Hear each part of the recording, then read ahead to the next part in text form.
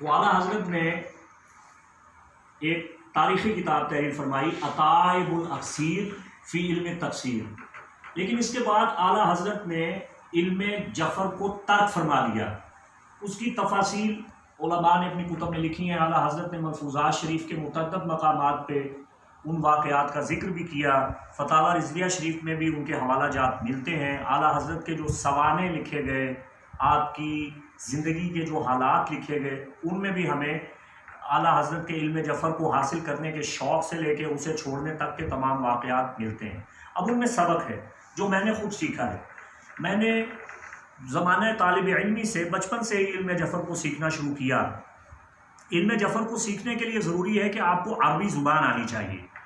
अगर आप अरबी ज़ुबान से वाकिफ़ नहीं हैं, आप इल्म जफ़र की शुद्ध बुद्ध हासिल नहीं कर सकते।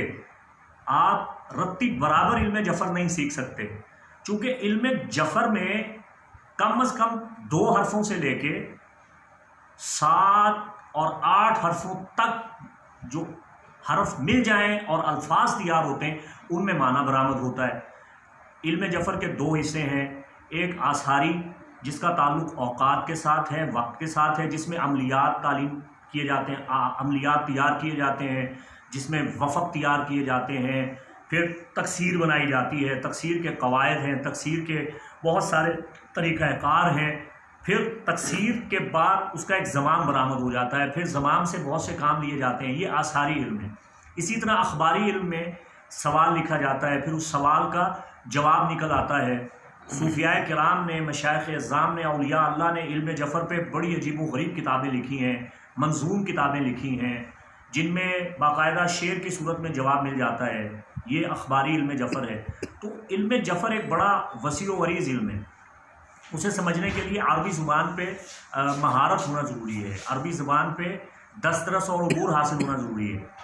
अब हमारे यहाँ, हमारे इस मुआशरे में जिन्हें कोई काम नहीं करना आता, वो बाबे बन के बैठ जाते हैं। तो बाबा जी का सबसे बड़ा दावा अमूमन ये होता है, जी हम माहिर इल्म जफ़र हैं। अच्छा, आप इल्म जफ़र के माहिर हैं, तो आप मुझे यही बता दीजिए कि लफ्ज़ जफ़र, जीम, फ़ा और रे, इसका इस्तिंताक़ क्या है, इसका कायदा बय्यिनात क्या है, और इसका ज़मान जो निकलता है मुस्तासिला कादिरुल कलाम में, उसकी इबारत क्या है, तो इसका माना क्या है। तो आप मुझे सिर्फ इतना बता दीजिए। इल्म जफ़र में बाकायदा एक सवाल वज़ा किया जाता है, उसका जवाब निकलता है। मैंने खुद उर्दू ज़बान में इसके कई किस्म के कायदे कुलिये तैयार किए जिनसे जवाब निकलता है। लेकिन अब एक बहुत बड़ी प्रॉब्लम है कि इल्म जफ़र आइम्मा अहले बैत अलैहिस्सलाम का इल्म है। हम तक जो इल्म पहुँचा वो 1% हिस्सा भी नहीं है। 1% इल्म जफ़र भी हम तक नहीं पहुँचा। अगर हम तक 1% हिस्सा इल्म पहुँच जाता तो हम इन मखमसों में, उलझनों में, परेशानियों में मुब्तला ना होते। हमारे पास जो इल्म जफ़र पहुँचा है वो सारा ज़न्नी है, क़यासी है। आप हज़ारों कुतुब उठा लीजिए, उलमाए जफ़र का इख्तिलाफ़ मिलेगा हर मामले में, हर मामले में इख्तिलाफ़, हर मामले में इख्तिलाफ़। तो आप कभी तस्वीब राय हासिल नहीं कर सकते। आपको यही कहना पड़ेगा कि वल्लाहु आलम, असल बात तो अल्लाह ही जानता है। तो सिवाय वक्त के ज़िया के और कुछ भी नहीं है। तो इल्म जफ़र एक मुसल्लमा हकीकत है, लेकिन जो लोग इल्म जफ़र की अलिफ बे जानते हैं, उन्होंने इसे चीस्तान बना दिया है और उन्होंने इसमें अपने मन घड़त कवायद वज़ा कर दिए हैं और इसमें अपने मन घड़त किस्म के नज़रियात, अपने मन घड़त किस्म के उसूल और कवानीन इसमें शामिल कर दिए हैं और उनको इल्म जफ़र का नाम दे दिया है। हालांकि इल्म औफ़ाक़, इल्म नक़ूश एक अलग इल्म है, इसे आप इल्म जफ़र नहीं कह सकते। तक़सीर इल्म जफ़र का एक खासा है, एक हिस्सा है, लेकिन तक़सीर मुकम्मल तौर पे एक इल्म जफ़र का हिस्सा नहीं है। इल्म जफ़र एक अलग चीज़ है। इल्म जफ़र क़िबाला से बहुत मिलता जुलता है। अच्छा, हमारे यहाँ अलमिया ये है, क़िबाला वो जी यहूदियों का इल्म है, क़िबाला वो जी जादू है। ला हौला वला कुव्वत। क़िबाला एक सिर्री और एक बातनी इल्म है जो तौहीद और इंसान को रूहानियत का सबक देता है। क़िबाला यहूदियों का तसव्वुफ़ है, क़िबाला थियोसफी है, क़िबाला रूहानियत का इल्म है। क़िबाला उसमें किसी किस्म का शिर्क नहीं है। क़िबाला में मलाइका के नाम है, क़िबाला में अल्लाह के नाम हैं जो इब्रानी ज़बान में, तौरात में बयान हुए। तो क़िबाला को आप बुरा नहीं कह सकते, क़िबाला का जादू के साथ कोई ताल्लुक़ नहीं है। अब बात यह है कि चूँकि ये बक़िया बनी इसराइल है क़िबाला, और क़िबाला के जो उलूम हैं वो अंबिया और मुरसलीन से मरवी हैं। इसी तरह इल्म जफ़र जिसका एक हिस्सा दानियाल अलैहिस्सलाम से मरवी है, इदरीस अलैहिस्सलाम से मरवी है।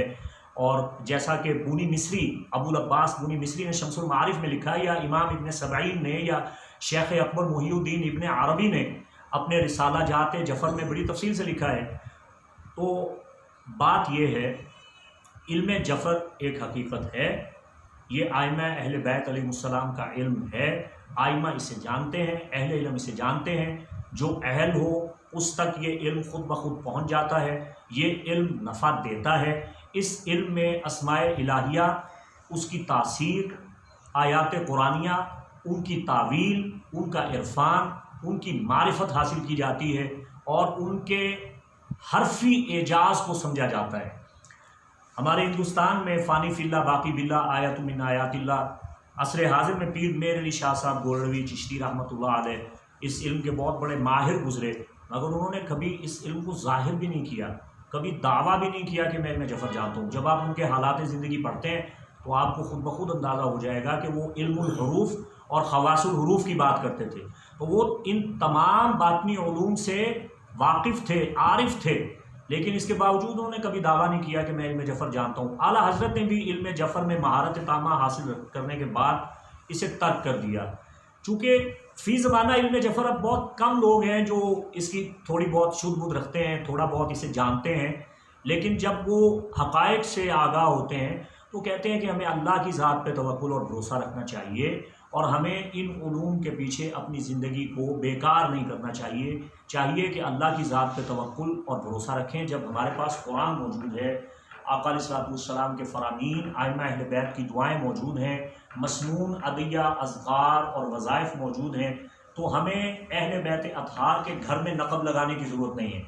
हाँ, अहले बैत अतहार अलैहिस्सलाम से जो रिवायत हमें मिलती है, हम उसका बिल्कुल उससे इस्तिफ़ादा करते हैं, उससे फैज़ लेते हैं।